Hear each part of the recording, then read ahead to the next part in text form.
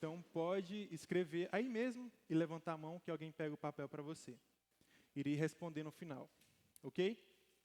Então, vamos lá para o tema de hoje. A inteligência emocional.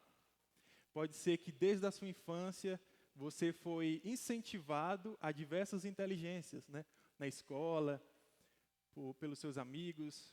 Para passar no Enem você precisa estudar muita matemática, redação e assim por diante. Mas pode ser que você tenha sido negligenciado e não incentivado a buscar uma inteligência emocional. Ou então, pelo contrário, você tem essa inteligência emocional e nem sabe que tem. Ok? E o que seria essa inteligência emocional? A pessoa que é inteligente emocional, ela se conhece. Uma das primeiras características de uma pessoa que tem inteligência emocional é o autoconhecimento.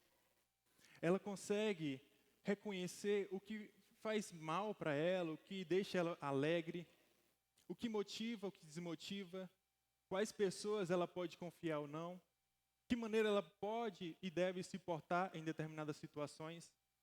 Então, uma pessoa que é inteligente emocional, ela se conhece ao ponto de lidar com as suas emoções. E assim, não se machucar tanto emocionalmente no seu dia a dia. Ok? Além disso, alguns estudos dizem o seguinte: para a pessoa conseguir o sucesso na vida, ela vai precisar muito pouco do QI. O QI é aquela inteligência, é o coeficiente de inteligência mais falado por aí, né? A pessoa fala, o Albert Einstein tinha uma inteligência acima dos 200 de QI, e eu nem sei, ou algo do tipo. Mas a inteligência emocional, ela pode fazer você ir muito longe, muito mais longe do que você tivesse um QI alto e não tivesse o controle das suas emoções. Algumas pesquisas dizem o seguinte: para a pessoa conseguir o sucesso na sua vida, ela vai precisar apenas de 20% do seu QI e 80% do QE. No sábado passado, o pastor também falou dessa diferença do QI, coeficiente de inteligência, e tem o QE, o coeficiente emocional. Então, como você avalia a sua inteligência emocional hoje em dia? É importante também ressaltar que esse tema ele é muito amplo. Para cada pessoa de você, eu poderia dar uma sugestão, uma dica diferente. Cada pessoa funciona de um jeito. Cada pessoa aqui está pensando alguma coisa, talvez de mim, está olhando a minha roupa, está olhando as cores, está pensando lá fora, enfim. Cada um de nós tem um perfil emocional diferente. Algumas pessoas são mais extrovertidas, outras são mais introvertidas. Umas são mais explosivas e outras são mais tranquilas, são mais na dela. Mas independente disso, a pessoa que é inteligente emocional, ela consegue se analisar e perceber qual a melhor forma de ela se portar em determinadas situações. A pessoa que também é inteligente emocional, ela consegue lidar com as pessoas. Ela consegue reconhecer as pressões que tem em casa, no trabalho, com os amigos, e consegue administrar bem cada relacionamento. Essa aqui é a minha irmã. Eu sei muito bem como conversar com ela. Eu sei o que deixa ela estressada. E às vezes até estresse de propósito. Mas eu sei como lidar com ela. Então isso me faz ser capaz de ter um bom relacionamento com ela. E assim também, não somente com ela, mas com outras pessoas da minha célula, do meu trabalho e até mesmo no meu relacionamento amoroso. Então, a pessoa que é inteligente emocional, ela consegue lidar com tudo isso. É um misto. E quem é inteligente emocional é mais feliz também. Porque ele não se coloca no lugar de vítima diante das situações. A pessoa que é inteligente emocional, ela decide tomar as rédeas e o controle da sua vida. Ela decide, em vez de se vitimizar diante dos problemas, achar uma solução, ou então pelo menos procurar. Ela prefere ir atrás da solução em vez de procurar culpados para o seu sofrimento. Ok? Eu gostaria, vamos para a Bíblia, que você abrisse aí, em Provérbios 4, 23.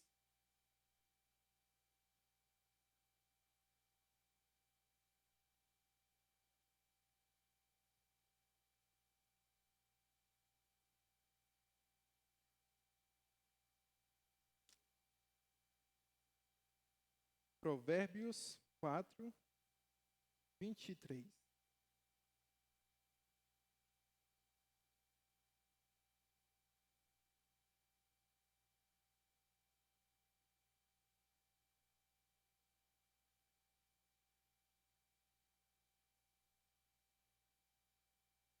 Amém? Está aí também? Vou ler primeiro ali, depois na minha Bíblia. Acima de tudo, guarde o seu coração, pois dele depende toda a sua vida. Essa aí é na tradução NVI. Na minha, mais para jovem, ela é um pouco mais antiga, quando era adolescente, gosto muito dessa linguagem aqui também. Mas na minha, ela fala assim: tenham cuidados com o que você pensa, pois a sua vida é dirigida pelos seus pensamentos. Como assim, Alexandre? Ali está coração e aqui está mente. Mas realmente é isso mesmo. Quando a Bíblia fala de coração, entregue o seu coração, entregue também a sua mente. Dependendo de como você pensa, sua vida vai ser direcionada de uma maneira positiva ou então negativamente. Como, por exemplo, na sua autoestima. Como você vai ter aquela motivação e aquela coragem de entrar em um relacionamento amoroso, por exemplo, se você não tem uma autoestima? Ou então, como é que você vai disputar uma vaga de emprego em determinada empresa? Você vê os concorrentes, mas não tem uma autoestima para pelo menos querer concorrer com os demais. Alexandre, tu está falando autoestima, não sei o que é isso. O que é? Autoestima é um valor que eu dou a mim mesmo. Como o nome já diz, autoestima. Estima é o valor que eu dou para determinada coisa. Para a Bíblia tem a minha estima, ela é muito valiosa para mim. Mas e a autoestima? Como eu me vejo? Como eu enxergo meu potencial? Como eu enxergo? Será se eu reconheço minhas qualidades, além dos meus defeitos? Ou se quando eu me olho no espelho, eu só penso, sempre faço bobagem. Se em 2015 eu tivesse tomado aquela atitude, minha vida hoje seria melhor. Eu nunca vou crescer na vida. Meus primos já estão se formando e eu nunca nem concluí o ensino médio. Então, se você não tiver uma autoestima, você vai ficar ruim, né? Pelo menos isso, no mínimo isso. Mas na saúde mental tem outras áreas também, além da autoestima, tem a autoconfiança, tem entre outros. Então, cuide muito bem da sua mente e do seu coração. Quem aqui gosta de academia ou gosta de fazer exercício físico? Levanta a mão. Gente, também gosta. E quem aqui, homens e mulheres, gosta de ir no salão, cuidar do cabelo, da sobrancelha, das unhas? Levanta a mão aí também. Inclusive, são dicas que eu já dou desde já. Essas duas coisas ajudam a aumentar a sua autoestima. Pois é, esses dois exemplos são exemplos de altos cuidados que você tem para o seu corpo, né? Por exemplo, seu corpo ficar mais ativo, mais bonito, mais musculoso, ou então seu cabelo ficar mais sedoso, mais brilhoso, enfim. Então, cuidando do corpo. Mas você para no seu dia a dia para cuidar da sua mente, para cuidar das suas emoções, para cuidar dos seus sentimentos, para cuidar daquela raiva que você tem de determinadas pessoas, aquele perdão que você nunca liberou, aquela ansiedade que você nunca tratou, ou aquelas tristezas que você carrega desde a sua infância. Então, assim como você gosta de cuidar do corpo, cuide também da mente. E se você não cuida do corpo, pode ser que talvez você não esteja cuidando também da mente. Porque uma coisa está ligada com outra. Se você não cuida da sua mente e você se vê sempre para baixo, você não vai ter motivação para cuidar do seu corpo também. Enfim, então é isso. Agora eu quero falar alguns benefícios da inteligência emocional. O primeiro dele eu já citei, é o autoconhecimento. Com o autoconhecimento você vai reconhecer os seus defeitos, onde você precisa melhorar, mas você também vai reconhecer as suas qualidades, os seus potenciais. Você vai buscar soluções, você vai saber lidar com as pessoas, você vai encontrar soluções para se alegrar naqueles dias de crise, porque você vai se conhecer. Outro benefício é que você se sentirá mais seguro para tomar decisões na sua vida. Você não vai precisar sempre da mamãe ou do papai para lhe falar: meu filho, faça isso. Não, isso não. Porque você vai conseguir analisar a sua própria vida e tomar as decisões que realmente lhe farão bem. Além disso, já citei, a inteligência emocional favorece que você tenha bons relacionamentos. Quando eu falo bons relacionamentos, não é só o amoroso, mas também dentro da igreja, no seu lar, seus familiares, na escola, no trabalho e assim por diante. Você vai conseguir, mesmo nos dias estressados, ter a consciência de que você não precisa, por exemplo, descontar o seu estresse no seu colega de trabalho. Olha que beleza. Então, além de fazer bem para você, você também vai fazer bem para o seu colega de trabalho, ou então alguém da sua casa, que você tem descontado os seus estresses. Vai ter também uma melhor interação no trabalho. Você vai se sentir mais confiante para trabalhar, para tomar decisões, para ter relações interpessoais, né, bons convívios com seus colegas de trabalho, mas também com seus clientes e assim por diante. Influencia também positivamente na sua saúde física e mental. Quando você está bem na mente, consequentemente você vai querer o melhor para você. Com o seu autoconhecimento, você pode perceber que, por exemplo, está ficando sedentário. Então, pode aí achar uma solução para isso. Quem sabe fazer uma caminhada, uma academia, algum esporte ou algo do tipo. Então, quando você é inteligente emocionalmente, você vai criar estratégias para estar sempre se desenvolvendo. Mentalmente, fisicamente e emocionalmente. Além disso, você vai ter o controle das suas emoções próprias. Isso é muito bom. Você consegue hoje controlar a sua raiva? Você consegue controlar hoje as suas emoções diante de uma frustração? Você é daquelas pessoas que quebra as coisas de casa, briga, grita, posta nas redes sociais, coisas que nem todo mundo precisaria saber, né? Desabafando, por exemplo, nos status. Ou então, tendo pensamentos ruins, negativos, como pensamentos suicidas e etc. E agora, alguns males que a falta de inteligência emocional pode proporcionar para as pessoas. O primeiro dele, e um dos básicos, é a dificuldade nos relacionamentos. Licença. Dificuldade nos relacionamentos. Você pode ser conhecido por aquela pessoa que está sempre estressada, que desconta a raiva, que é sempre emburrada, que não é comunicativa, ou muito pelo contrário. Você pode ser conhecida como uma pessoa bem sociável, uma pessoa educada, e depende muito da sua inteligência emocional, de como você se porta e toma as suas atitudes no dia a dia. A falta de inteligência emocional também facilita a geração de problemas no seu dia a dia. Porque quando você não está bem mentalmente, emocionalmente, você acaba tomando atitudes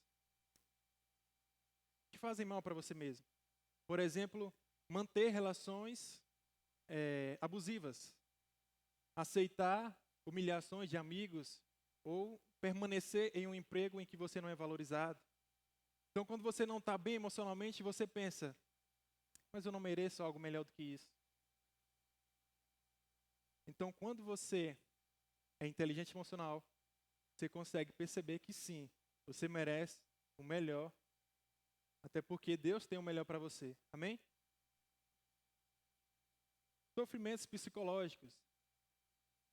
Com a falta de inteligência emocional, você está muito mais propenso a ter ansiedade, a ter angústias e estresses e assim por diante. E mais um ponto, que a falta de inteligência emocional pode gerar na vida da pessoa, são doenças psicossomáticas. E o que seriam as doenças psicossomáticas? São doenças que são influenciadas por problemas emocionais. Uma pessoa que está em sofrimento, uma angústia, um estresse no seu dia a dia, ela pode ter uma gastrite, pode ter a sua diabetes ali elevada, pode ter problemas sexuais, de impotência, por exemplo, e entre outros, como enxaqueca e até mesmo alergias. Tem muitas pessoas que têm manchas roxas, vermelhidão pelo corpo por conta do seu estresse ou então de algum outro fator emocional. Ok? Mas eu tenho uma boa notícia para vocês. Ah, Alexandre, pois eu não tenho. Então eu estou frito. Minha vida vai ser sempre assim? Não. Assim como você pode entrar na academia e desenvolver seu corpo, por exemplo, você também pode sim desenvolver a sua saúde mental. Você pode sim desenvolver a sua inteligência emocional. Amém? Abre aí em Tiago 1:5. Vamos ver o que tem lá. Tiago fica ali próximo de Apocalipse, final da Bíblia já.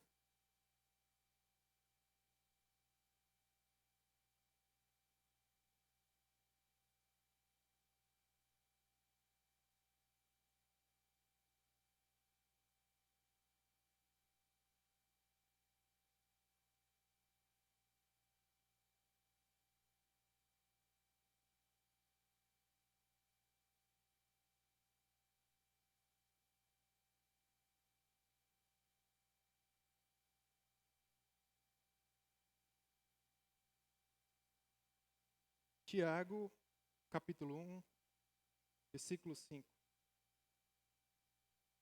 Na minha Bíblia diz assim: mas, se alguém tem falta de sabedoria, peça a Deus, e Ele a dará, porque é generoso e dá com bondade a todos. Olha aí, me lembro que por muito tempo pedi isso e ainda peço sabedoria a Deus. Eu sempre pensei assim no Salomão, por exemplo, o homem mais sábio. Então, em Provérbios, em Tiago também fala que peça sabedoria, corra atrás da sabedoria. Mas, como estamos vendo nessa série, não tem apenas a inteligência intelectual ou a espiritual, também tem a emocional. Então, se você tem a falta da inteligência emocional, peça a Deus também. Peça inteligência para você conseguir administrar as suas emoções no seu dia a dia, para você aprender a lidar com as pessoas, com os estresses no seu dia a dia. Amém? Vou contar um exemplo da minha vida. Eu me converti apenas em 2015. Em 2015 eu já estava no terceiro ano. No primeiro ano, nas primeiras aulas de química, eu pensei assim. Era a primeira vez que eu ia estudar química. No primeiro ano do ensino médio. Felizmente. Mas nas primeiras aulas eu imaginei, eu acho que eu não tenho vocação para isso. Quer saber? Eu não vou me interessar por isso. Então, desde o primeiro ano até o segundo ano, eu não aprendi quase nada de química, só o básico para passar nas provas. Mas, tipo, aprender mesmo nada. No terceiro ano, quando eu já me converti, minha mente mudou, não só na área religiosa, né? Mas sim em diversas áreas, diversas relações, também na escola. E ali eu comecei a ter um interesse em estudar mais, até mesmo para também passar no Enem. Mas foi só após ter aceitado Jesus que eu comecei a buscar mais conhecimento, também lendo a Bíblia, também buscando um futuro melhor para mim. E aí comecei a estudar química para passar no Enem. Me lembro de ter pego um livro de primeiro ano, após sair do ensino médio, para começar a estudar química, depois do ensino médio. Mas foi uma paixão muito grande. Ainda não tinha passado na faculdade, mas foi uma paixão muito grande. Eu pedia na biblioteca, eu posso levar esse livro para a escola ou para casa? Ele, pode sim. Então eu estudava de manhã, de tarde, de noite química, e aí eu ficava naquela hipocrisia. Como assim? Eu ignorava química de um jeito e hoje eu estou amando. Então isso foi essencial para eu passar na faculdade. Mas eu saí de um aluno que era péssimo, um aluno de que o professor, no ensino fundamental, até jogava o apagador para eu calar a boca, para eu me aquietar. E no ensino médio, um aluno também que era muito abaixo da média, não era nem na média, era abaixo da média, porque eu não me interessava muito. Eu comecei a me interessar já no final do ensino médio, quando eu me converti. Mas com a mentalidade mudada, buscando o meu desenvolvimento intelectual, espiritual, eu comecei a estudar, eu comecei a desenvolver habilidades na minha vida, ao ponto de eu ser escolhido para ser um representante do Maranhão para representar a psicologia lá em Brasília, em um evento nacional. Apenas 2 acadêmicos iriam representar Maranhão. Uma pessoa da capital, lá nós decidimos que ia ser uma pessoa da capital, e outra pessoa do interior, lá na capital, Imperatriz é interior, do Maranhão. Então eu fui o escolhido para representar nesse evento. Além disso, teve outras coisas também, como minha área de relacionamento amoroso. Eu tinha insegurança de entrar em um relacionamento, tipo de, não, mas se eu entrar e não der certo, e ficar frustrado depois, e a pessoa não ser a pessoa certa, ou eu acabar frustrando, enfim, muitas inseguranças. Mas buscando mais conhecimento nessa área e me desenvolvendo em outras áreas, eu comecei a passar de uma pessoa insegura na área de relacionamento para uma pessoa que ajuda pessoas na área de relacionamento amoroso através das terapias e atendimentos. E, além disso, tem um relacionamento saudável hoje em dia. Então, Alexandre, é possível desenvolver áreas em que eu não tenho habilidade nenhuma hoje? Sim, é possível. É possível sim, através de estudo, através de um desenvolvimento intelectual, através do interesse, de uma motivação. Se você tiver pessoas do seu lado para lhe ajudar, para lhe motivar, para ensinar um caminho, você consegue sim ir além. E na Bíblia não é diferente.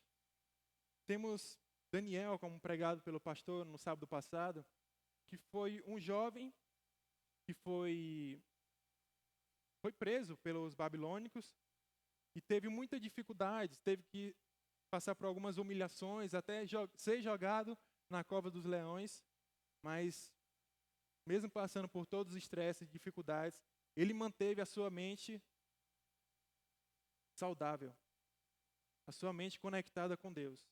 E conseguiu, apesar de todas as dificuldades, permanecer em Deus e virar uma grande referência naquela nação, mesmo ele sendo um estrangeiro. E mesmo depois que passou uma nova gestão na cidade, teve outro rei, aí ele também continuou tendo moral, teve autoridade na sua nação. Assim também Paulo teve muitas humilhações, foi preso diversas vezes, apanhou, mas mesmo assim ele permaneceu sendo uma pessoa firme, íntegra diante de Deus e uma pessoa exemplar para os demais cristãos, tendo uma referência em que as demais pessoas poderiam se apoiar e ter ele como um exemplo no seu dia a dia. E uma pessoa que é ainda mais especial é Jesus. Mesmo sabendo que iria ser traído pelas pessoas, mesmo sabendo que algumas pessoas estavam perto dele apenas pelo milagre, apenas pelo pão, pelo peixe, ele permanecia fiel a Deus e também com coração, com desejo no seu coração de estar ajudando ali os demais. Mesmo diante de toda o mal da humanidade, ele permaneceu fiel, permaneceu santo e ainda nos salvou, morrendo na cruz por nós. Então, a pessoa que é inteligente emocional, ela consegue avançar, mesmo diante dos obstáculos na sua vida, mesmo diante dos estresses, mesmo diante das decepções. Amém? Então, se você tem um papel aí, anote algumas dicas para desenvolver a sua inteligência emocional. A primeira delas é o seguinte: conheça as suas próprias emoções. Analise o seu próprio comportamento diante das pessoas, das situações. Ou seja, a primeira dica é trabalhe o seu autoconhecimento em prol de evoluir. Vocês já ouviram falar da síndrome de Gabriela? A síndrome de Gabriela é daquelas pessoas que pensam da seguinte forma: eu sou assim, eu nasci assim. O povo lá de casa também é dessa forma, todo mundo estressado, a gente briga, a gente é fofoqueiro. Enfim, o pessoal lá de casa trai, por que eu não vou trair também? Enfim, eu não vou avançar. A pessoa que tem a síndrome de Gabriela, ela pensa: eu nasci assim, sou assim e vou morrer assim. Então não tenha síndrome de Gabriela, busque se conhecer e busque desenvolver as suas habilidades. Segundo ponto é aprenda a trabalhar suas emoções. Todas as emoções são importantes, até mesmo a tristeza, até mesmo a raiva e até mesmo a ansiedade. Como assim, Alexandre? Sim, é muito importante. Se uma pessoa faz mal para você, não é importante que você fique triste para reconhecer depois, ou então no mesmo momento, de que você precisa se afastar daquela pessoa? É importante a tristeza. Se você vê que um carro está vindo na sua direção, e o seu corpo dispara uma adrenalina, você fica ansioso ao ponto de sair da rua para o carro passar, essa ansiedade é boa ou ruim? É boa também. E a raiva? Também tem algumas ocasiões que ela é importante para você tomar algumas atitudes, não contra outra pessoa, mas para você ter uma explosão, por exemplo, para correr de um ladrão ou de alguma coisa, de um animal, por exemplo, de um cachorro que está correndo atrás de você. Então são adrenalinas ou então outros hormônios que correm pelo seu corpo que também são importantes. Mas aí depende de você conseguir controlar essas emoções ou não. E quem dirá as emoções boas, né? Que são alegria e assim por diante. Terceiro ponto, desenvolva a sua autoestima, a sua autoconfiança. Como desenvolver autoestima e autoconfiança? Uma das dicas é você cuidar mais de si, trabalhar o seu amor próprio, reconhecer aquilo que realmente você está precisando hoje. Você está precisando olhar mais para si, tirar um tempo para você pensar sobre as suas emoções. O que você pode fazer por você hoje para melhorar a sua autoestima? Como eu falei anteriormente, é o valor que você dá a você mesmo. Quando você se valoriza, a sua vida fica muito melhor. Tanto nos relacionamentos como nos trabalhos. Você tem mais força para correr atrás dos seus objetivos. Trabalhe os seus autocuidados no dia a dia. Autocuidados são atividades, exercícios que você pratica no seu dia a dia que favorece a sua autoestima. Como, por exemplo, praticar um exercício físico, cuidar da sua aparência, ter um momento de lazer para a higiene da sua mente, dizer não para as pessoas quando é preciso, sem medo de contrariar alguma pessoa. Quarto ponto. Aprenda a lidar com as pressões do dia a dia. Pois é, no mundo que vivemos tem muitas pressões, seja pressão familiar, pressão no trabalho, dos professores, do chefe. E alguma dica para isso é você administrar o seu dia a dia, vendo ali as suas prioridades, o que realmente é importante, que você precisa priorizar. Além disso, tirar um momento de lazer para você. Para quem não sabe, o momento de lazer é uma das formas de higienizar a sua mente. Se você trabalha e não tira um momento de lazer, um momento para você passar com pessoas importantes na sua vida, então você está só acumulando estresse. Então tire um momento de lazer também. Ainda dentro desse ponto, respeite os seus limites. Não aceite ser tratado de qualquer maneira. Diga não sempre que for preciso.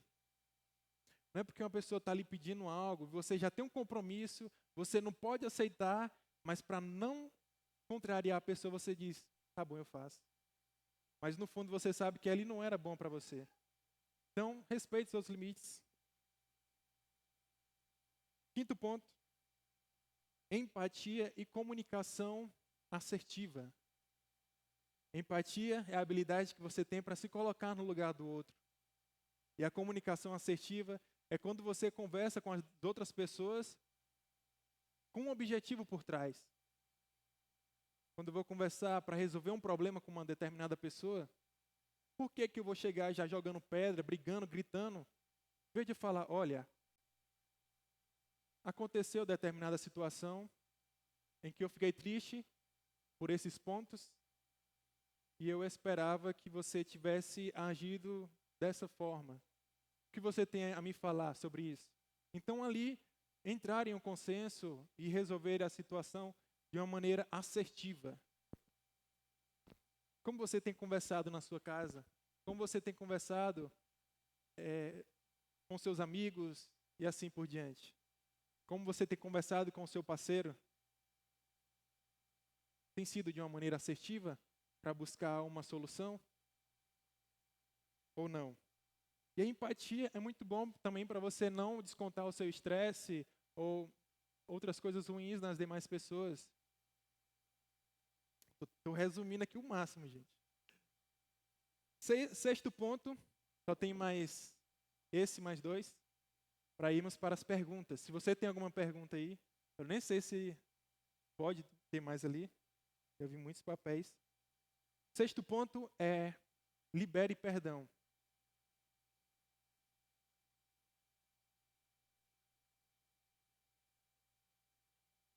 Coloque aí Mateus 18, 21, por favor. Enquanto eles anotem aí, escrevem as perguntas. Quase finalizando já aqui.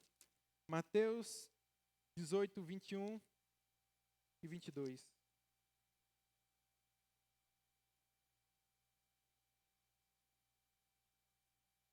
Então Pedro chegou perto de Jesus e perguntou, Senhor, quantas vezes devo perdoar o meu irmão que pecar contra mim? 7 vezes? Não, respondeu Jesus. Você não deve perdoar 7 vezes, mas 77 vezes. Então, quantas vezes você tem perdoado o seu irmão? Será pelo menos uma? Em outras passagens da Bíblia diz que se você não perdoa o seu irmão, como é que Deus vai perdoar? Né, ali, após o Pai Nosso, no versículo 14, tem algo sobre isso também, sobre o perdão. Então, liberar o perdão é muito bom, muito importante para a sua saúde mental. Ah, Alexandre, mas a pessoa me traiu, a pessoa me magoou. Então você está me dizendo que eu devo voltar a me relacionar com ela? Não, não é isso. Liberar perdão não quer dizer que você vai ter que voltar a se relacionar com a pessoa. Mas quer dizer que você decide ficar livre daquela angústia que une você e aquela outra pessoa. É você liberar o perdão, liberar a pessoa. Não, tá bom. Vou deixar isso no passado. Eu não vou trazer isso mais para a minha mente. Eu não vou mais alimentar esse meu ódio que eu tenho por você. Então você alimentar um ódio esperando que a outra pessoa sofra com isso, vai ser um engano. Você só vai estar alimentando ali angústias E quem vai sofrer por isso é você mesmo. Então, tanto para a sua vida espiritual, mas também para a sua vida emocional, perdoe quem te fizer mal. Independente se você vai continuar um relacionamento com essa pessoa ou não. Ok?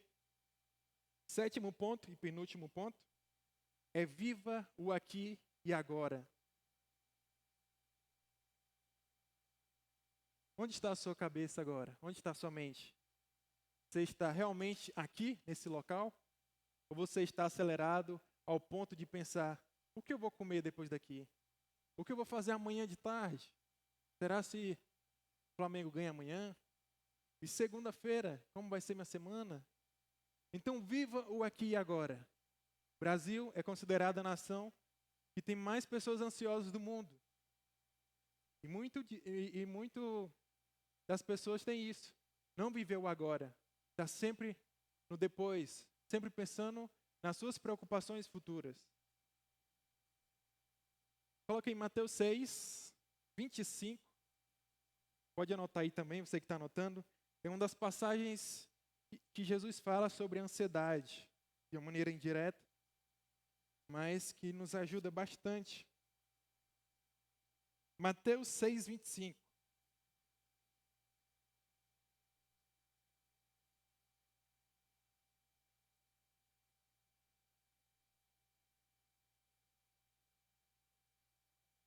Mateus 6, 25 até o 27. Na minha Bíblia diz assim: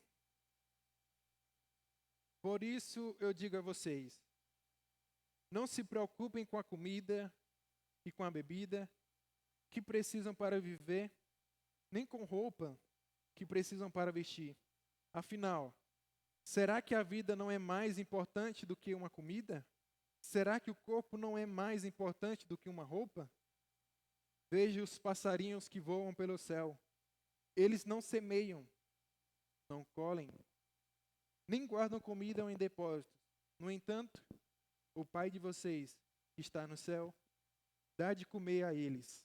Será que vocês não valem mais do que os passarinhos? Então essa é uma indagação que Jesus falou para os seus discípulos, para pessoas ansiosas, que estavam sempre se preocupando no depois. Jesus, mas aqui, olha o tanto de gente. Jesus, onde nós vamos dormir hoje? Onde nós vamos amanhã? A sua mente está acelerada? Tente pensar mais no hoje, tente focar no hoje.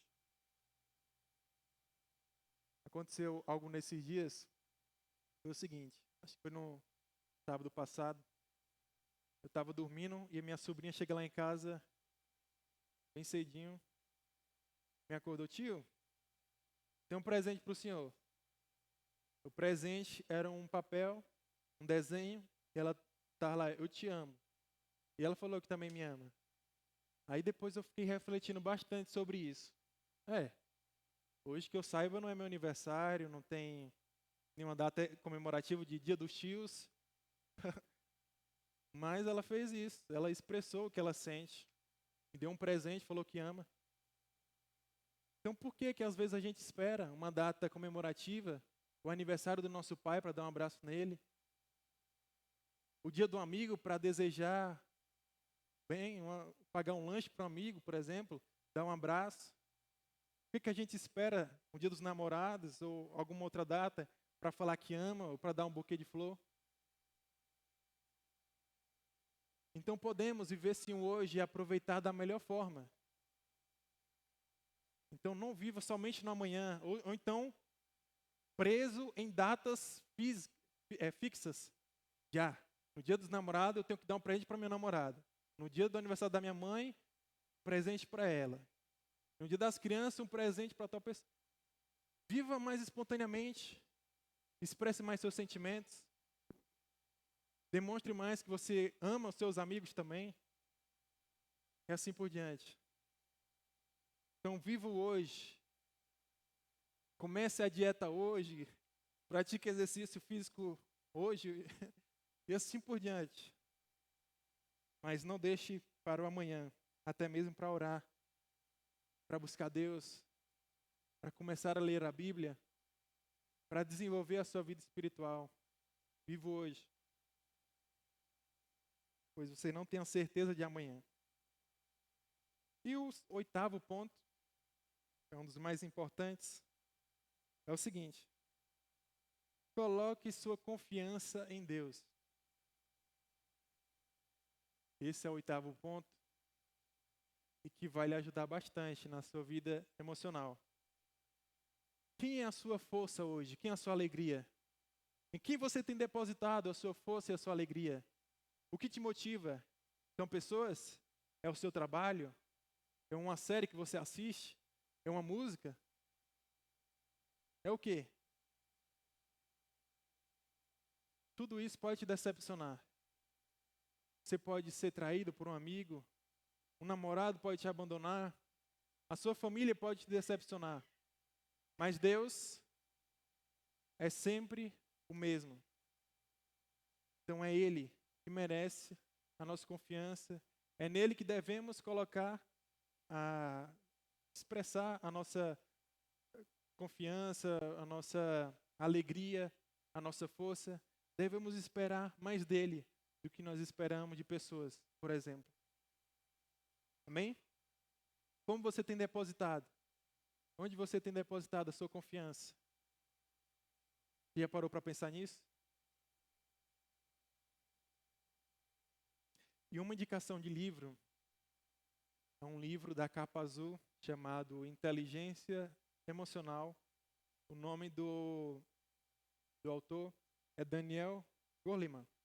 É um PhD e vai também lhe ajudar bastante. Você pode comprar esse livro. Eu vi o preço dele hoje, eu acho que não era nem, não passava de R$30, eu acho, pela Amazon. Então, essa é uma indicação de livro também para você estar se aprofundando ainda mais. Ok? Então, se você tem perguntas, anote no papel, levante a mão. E agora eu vou convidar aqui a Cecília com a caixinha de pergunta para a gente estar indo para o próximo passo dessa noite, que é tirar as dúvidas de vocês.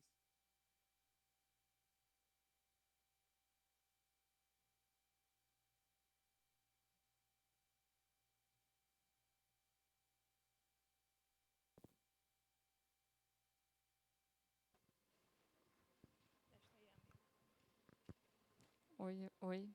Acho que tá. Graças paz, igreja. Vou estar auxiliando o Alexandre, né? Agora vamos ver aqui as perguntinhas que nós fizemos para ele, né? Para tirar nossa dúvida. Vamos iniciar com a primeira. Na sua opinião, como posso ajudar alguém com bipolaridade e ansiedade? Boa pergunta. Inclusive, é uma das dicas que eu já acrescentei aí, que é a empatia, colocar no lugar do outro. Você pode, de início, estar perguntando se você pode estar ajudando essa pessoa. De que maneira você pode estar ajudando essa pessoa também? Uma pessoa que tem a bipolaridade, ela sofre com a mania. Em alguns momentos ela tem episódios maníacos, em que ela está muito acelerada, está muito alegre e está sempre fazendo muitas atividades, está na correria, ela está muito motivada para fazer as coisas, mas em determinados momentos ela tem episódios depressivos, então ela quer ficar mais na sua, ela pode tratar até mesmo uma pessoa de uma maneira um pouco rude. Tem comportamentos mais reservados, ela fica mais reservada. Então, uma pessoa dessa, ela precisa ser compreendida, porque em alguns momentos ela vai estar muito feliz, muito eufórica, mas em outros momentos ela não vai nem querer ver a sua cara, provavelmente. E é uma pessoa que também precisa de um acompanhamento psicológico, com psicofármacos, né, remédios, e também um acompanhamento na terapia.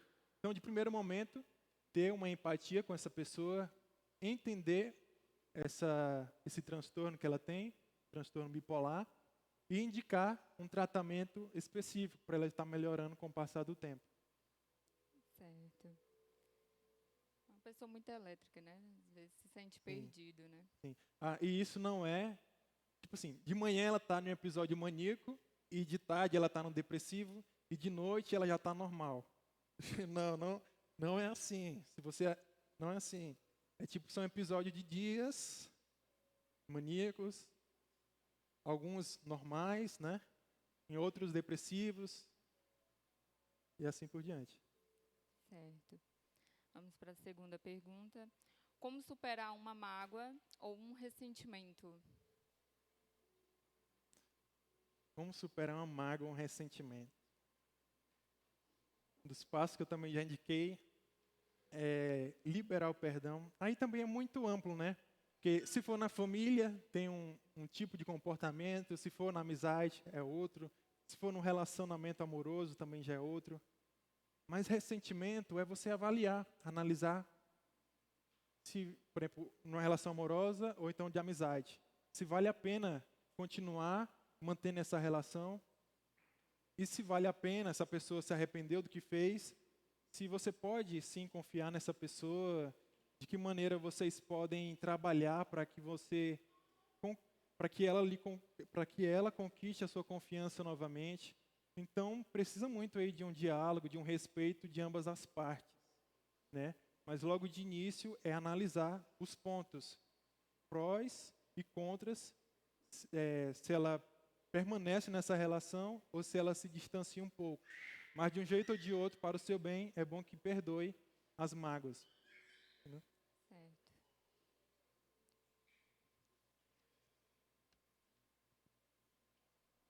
Como posso tornar o meu cérebro menos procrastinador?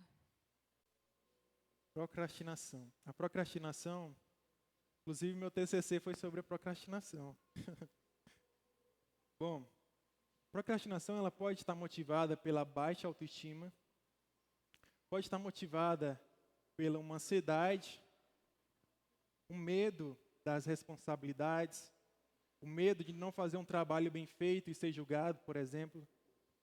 Então, o primeiro ponto, analisar o que está motivando essa procrastinação. Pode até mesmo ser uma falta de organização do seu dia a dia, da sua semana.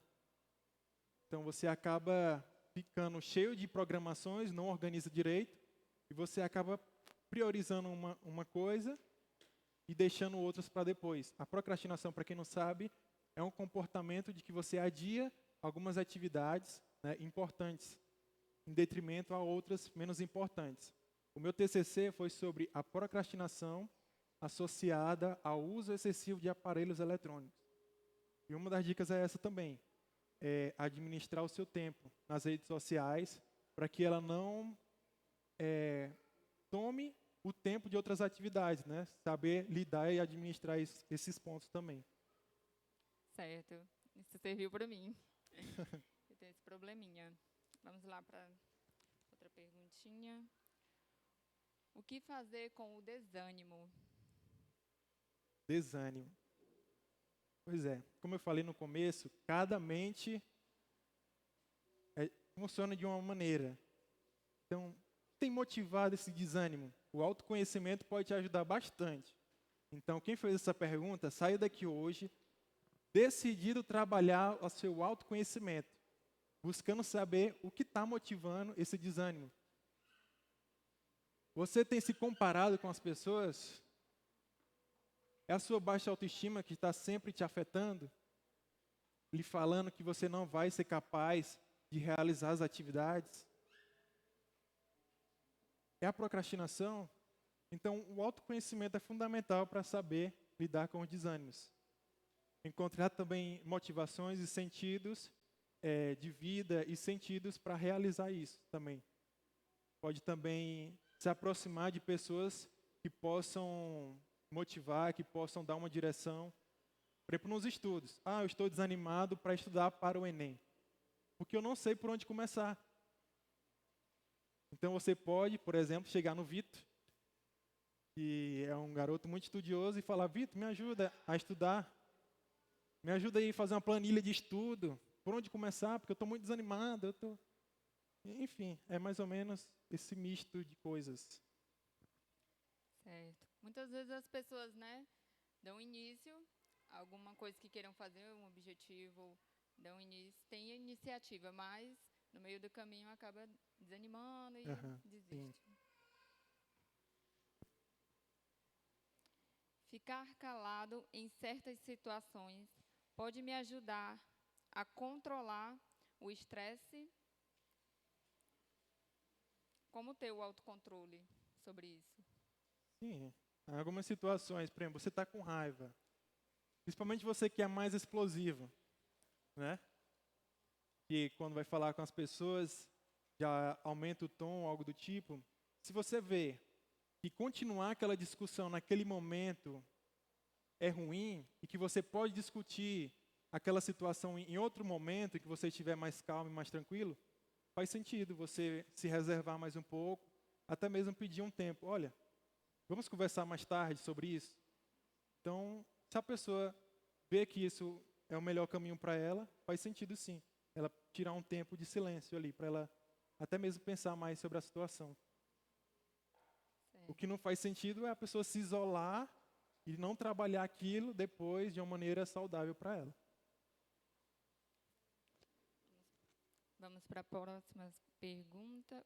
Como lidar com o espírito de baixa autoestima? Altos cuidados. Por meio dos altos cuidados, você vai elevando a sua autoestima com o passar do tempo. Altos cuidados são, como eu já falei anteriormente, são atividades que você realiza no seu dia a dia para colocar mais para cima e mais simples. Todos entendam. Se você vê que faz mal para você determinados ambientes, por que você vai para lá? Isso já é um autocuidado. Se você vê que conversar sobre determinados assuntos com determinada pessoa lhe faz mal, então evite. Isso já é um autocuidado. Se você vê que fazer uma caminhada faz bem para você, então faça. Se você vê que sair com aquele determinado amigo ou amiga no final de semana lhe alegra, lhe motiva, então faça isso. Isso já é um autocuidado também. Cuidar do corpo, cuidar da mente, trabalhar o seu amor próprio, desenvolver a sua autoconfiança. Então é trabalhar algumas questões, inclusive alguns pensamentos disfuncionais. Alguns pensamentos que fazem com que você tenha uma imagem negativa de você mesmo. Ah, eu sou uma pessoa feia. Ah, eu não sei falar direito. Ah, eu nunca consigo flertar com uma pessoa, eu nunca consigo nem iniciar aí um papo com alguém.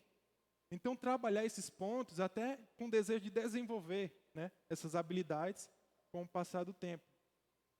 Não se prendendo e limitando a pensamentos disfuncionais, mas buscando pensamentos mais racionais sobre determinados assuntos e soluções. Muito bom, Alexandre. Vamos para a próxima.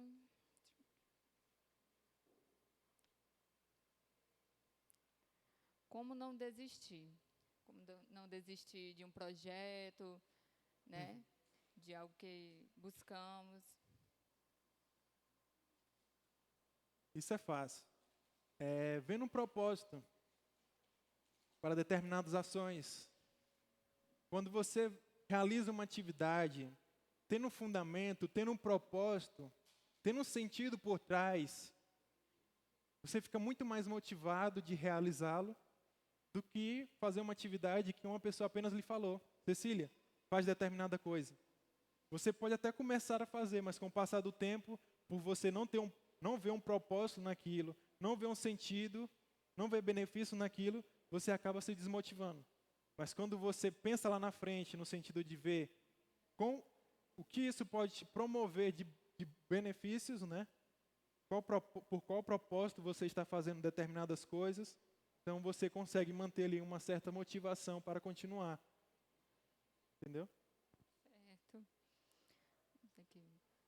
Aí são perguntas bem genéricas. Eu não sei a situação, o contexto da pessoa, mas as minhas respostas também estão sendo mais geral. Essa está repetida, vamos para a próxima. Como superar um término de um relacionamento longo e é adequado entrar em outro relacionamento assim que terminar o outro? A pior coisa que se faz. Tentar superar uma pessoa com outra pessoa é o pior que se faz, porque esse novo relacionamento pode acabar, aí em vez de superar uma pessoa, você vai ter que superar duas. Entendeu? A melhor forma de superar uma pessoa é desistindo das idealizações que você tinha por essa pessoa. Eu namoro hoje.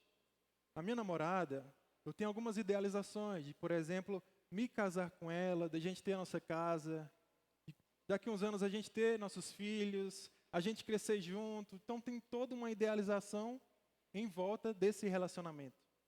Então, quando tem um término, para superar esse término, uma das coisas é desistir das idealizações, daqueles sonhos que você tinha em prol dessa pessoa. É algo difícil, é um processo doloroso, é inclusive um processo de luto. Assim como você perde uma pessoa que morreu, quando um relacionamento termina, você também perdeu uma pessoa. Então é um processo também de luto. E com isso tem todo um processo, né? Não queira superar uma pessoa colocando outra, porque você vai estar se magoando ainda mais e esse relacionamento pode não dar certo e em vez de superar uma, você vai superar duas. Certo, super concordo. Sempre aconselho as minhas amigas, no término de um relacionamento, ainda mais sendo um relacionamento longo, né? Sempre você precisa se curar, precisa se autoconhecer, para poder se relacionar com outra pessoa, né? Sim.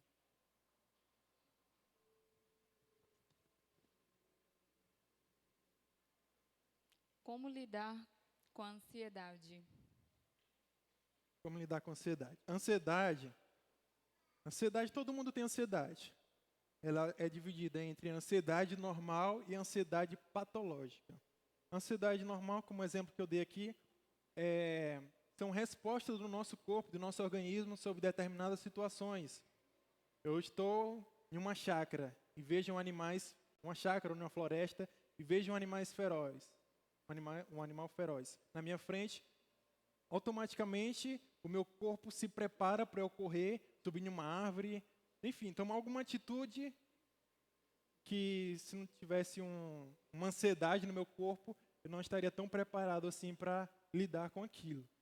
Mas já a ansiedade patológica é uma ansiedade doentia, é uma ansiedade que lhe para, é uma ansiedade que traz angústias, que faz com que você fique sempre preocupado com o depois, a sua mente fica acelerada, mesmo não tendo nenhum perigo na sua frente. A ansiedade normal vem quando tem perigo. Um carro está vindo em alta velocidade, então a ansiedade normal é ativada. Mas a ansiedade doentia é aquela que você está no seu quarto, está confortável no seu lar, mas a sua mente está a mil, sem nenhum perigo por perto. Então, como lidar com isso? Uma das dicas é fazendo terapia, psicoterapia, né? Quando ela está em um estado ali leve, moderado, apenas a terapia já é suficiente. Mas quando ela está em um estado mais grave, então é necessário uma psicoterapia e também medicamentos. E aquelas dicas que eu dei aqui no início, de inteligências emocionais, também ajudam na ansiedade. Certo, sempre bom procurar ajuda, né? Sim. E hoje em dia o psicólogo está mais acessível. Também tem online, tem presencial, tem nos postos de saúde, tem no CRAS, tem no CAPS, tem no ambulatório de saúde mental.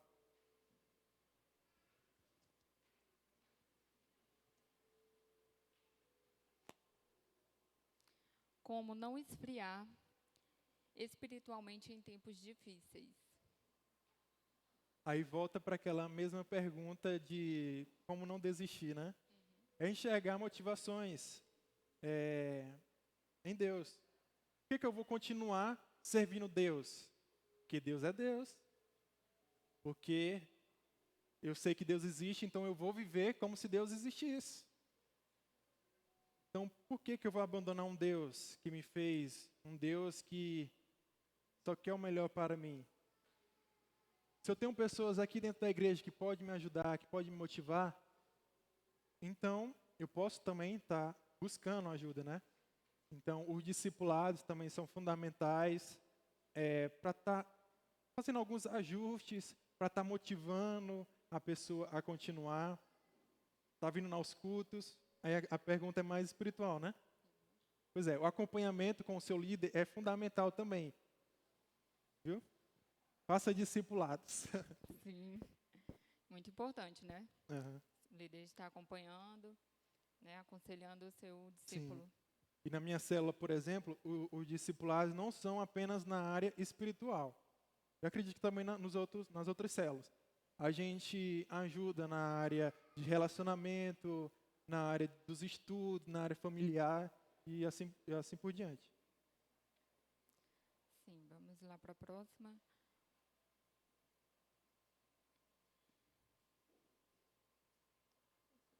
Só entender a letra aqui um pouquinho. Ver se tu consegue entender. O que seria a autossabotagem e como lidar? A autossabotagem.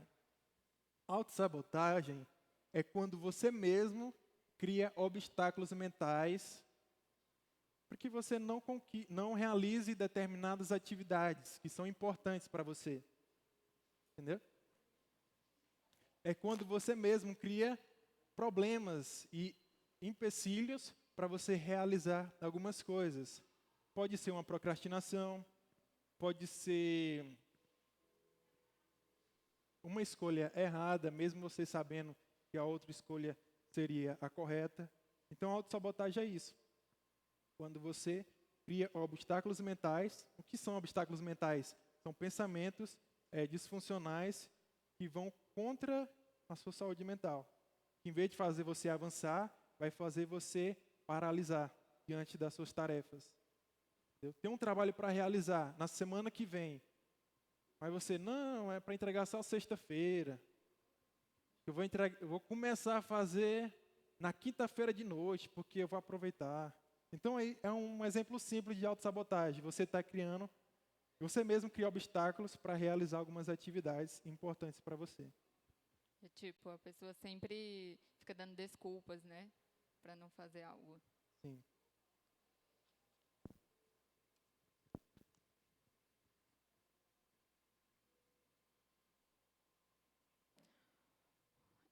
Como eu consigo saber que a resposta vem de Deus? Como ter certeza se é a voz de Deus, né? Se essa resposta que chegou para você contraria a Bíblia, então ela não é de Deus. Entendeu? Então, uma das formas de você analisar se essa mensagem é de Deus ou não, é sabendo se ela está de acordo com a vontade de Deus, na Bíblia, né? Ou não. E de acordo com princípios bíblicos, princípios que são ensinados aqui na igreja, por exemplo. Você pode também estar tomando um direcionamento do seu líder de célula, por exemplo. Mas o básico é isso. Para saber se é a vontade de Deus, então vê na Bíblia. Certo, com certeza.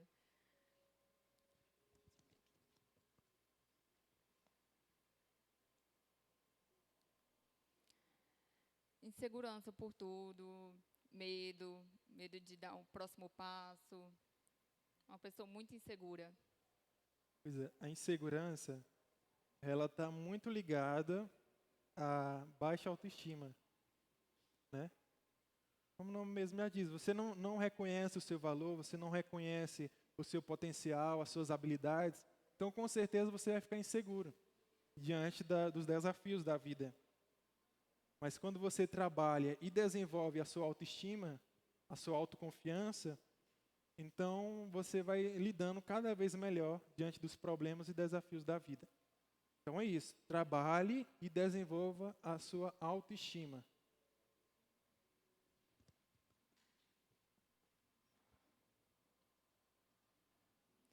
Como lidar com a depressão sendo cristão? A depressão, ela não é falta de Deus. Depressão é um transtorno mental que traz algumas dificuldades, né, na mente, mas também pode trazer alguns problemas físicos, como, por exemplo, dificuldade no sono, como, por exemplo, insônia, ou a pessoa dorme até demais, dificuldades na alimentação, distúrbios alimentares podem surgir, uma tristeza profunda, um desânimo de fazer as atividades que antes tinha prazer, entre outros sintomas. Então, mesmo você sendo cristão, você pode procurar um psicólogo. Assim como você vai no médico quando você corta um braço ou quebra uma perna, não sei, você também pode ir no psicólogo, que também é um profissional da saúde, para tratar a depressão, a ansiedade, um transtorno bipolar e entre outros. Sim.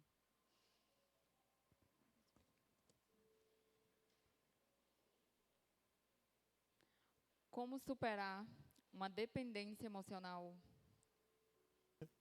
Dependência emocional. Eu falo bastante sobre dependência emocional lá no meu Instagram. A dependência emocional, no caso de... Muitas pessoas já ligam para relacionamento amoroso. Em situações de que a mulher sofre humilhações do namorado, do marido, o marido bate, o marido maltrata, o marido trai, mas a mulher está tão dependente daquele marido ou daquele namorado, e ela tem uma baixa autoestima tão grande, de que ela pensa que ela não merece algo melhor, ou de que ela não vai conseguir outra pessoa, que ninguém quer ela, que ela acaba permanecendo e continuando nesses relacionamentos. Então, o primeiro ponto seria reconhecer que está em uma dependência emocional. E é importante frisar que a dependência emocional não acontece apenas em relacionamentos amorosos.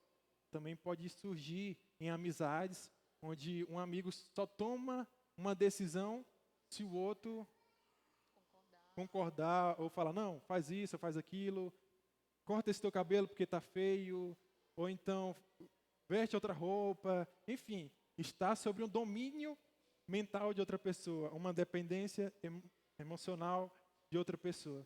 Então, o primeiro passo é reconhecer que está nessa dependência.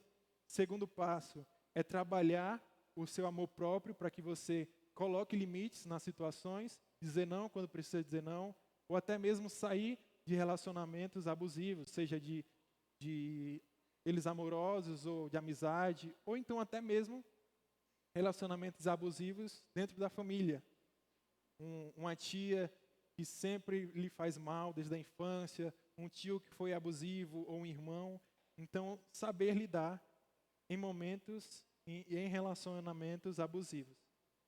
São vários pontos também. Mas em alguns casos, a pessoa que é dependente emocional, ela fica cega para as situações e ela precisa de um acompanhamento profissional. Certo. A pessoa que está passando por isso, ela tem que identificar, né? E procurar uma ajuda. O primeiro passo é a identificar que ela precisa mudar aquela situação. Certo, muito bom.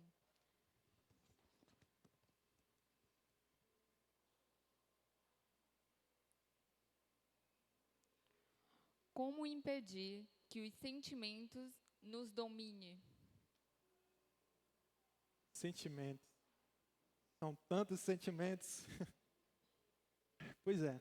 Falamos aí sobre o controle das emoções. Qual sentimento tem lhe controlado hoje em dia? Será se é uma angústia por conta de outra pessoa? Ou uma angústia por conta de você mesmo, da maneira como você se enxerga? Então, depende muito do contexto que está dominando e que está angustiando essa pessoa. Mas eu acredito que com aquelas dicas que eu dei no início, trabalhando todas elas, e caso você não consiga trabalhar isso individualmente, você pode estar procurando um profissional, psicólogo, por exemplo, para estar acompanhando. Porque, gente, na terapia, não é assim, a pessoa já chega com uma pergunta e o psicólogo só fala assim, o conselho que eu tenho para te dar aí, faça isso e pronto. Não. A gente analisa ali um pouco da história da pessoa, da infância, como é o relacionamento com os pais, se ela está em um relacionamento hoje, como ela lidar com a sua autoestima, com a sua autoimagem. Então é todo um contexto que nós analisamos antes de dar uma devolutiva para a pessoa. Então, se você não conseguir lidar sozinho, procure um profissional com certeza você vai melhorar. Certo, muito bom. Muitas pessoas são dominadas pelos sentimentos, né? Sim, E muitas vezes não conseguem identificar, porque é algo tão sutil, né? Que nós não conseguimos identificar, né? Com facilidade. exatamente.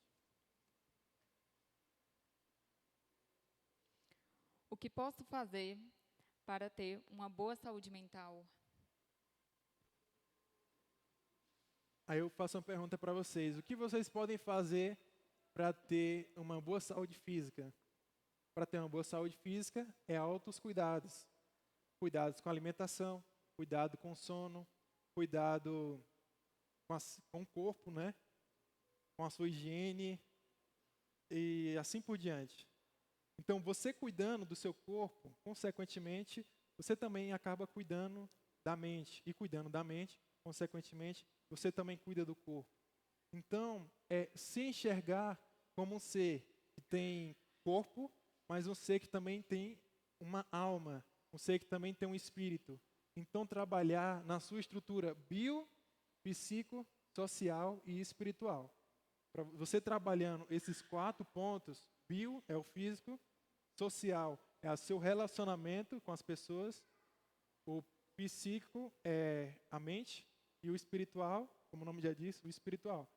Então, para você ter uma saúde mental plena, você trabalhando esses 4 pontos na sua vida, com certeza você vai ser uma pessoa esplêndida. Vai obter muito sucesso em todas as áreas, né? Sim.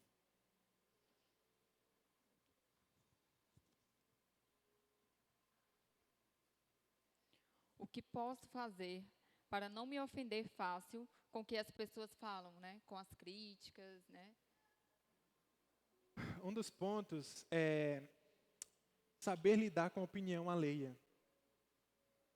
Por muito tempo eu fiquei com medo de frustrar outras pessoas com a minha própria opinião, com o meu próprio posicionamento. Então, por isso, eu sofria muito quando a pessoa falava: Alexandre, eu não concordo com isso. Mesmo que, e eu sabendo que aquilo estava dentro do meu princípio. Aí eu ficava pensando: será? Então, se eu estou agindo errado? Então, você vencendo esse medo de estar sempre querendo agradar o outro, de estar sempre sendo visto como uma pessoa perfeita, você vai vencer isso. Então, não busque ser perfeito e não busque agradar todo mundo. E com certeza você vai ter uma vida melhor. É uma necessidade de aprovação, né? Uhum. Eu Não, isso, não viva em prol de alimentar o seu ego exclusivamente. Não tenha medo. Não tenha medo de ser você mesmo. Em vez de sempre estar querendo ser perfeito e estar agradando os outros. eu passei por esse problema, né? Eu tinha isso, eu não sabia dizer não para as pessoas, sempre queria agradar. Uhum. E às vezes eu ficava muito triste, porque por agradar as pessoas, às vezes você se anula um pouco, né? Uhum.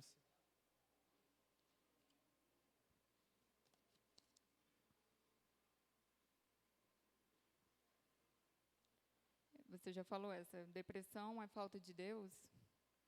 Respondi. É uma doença.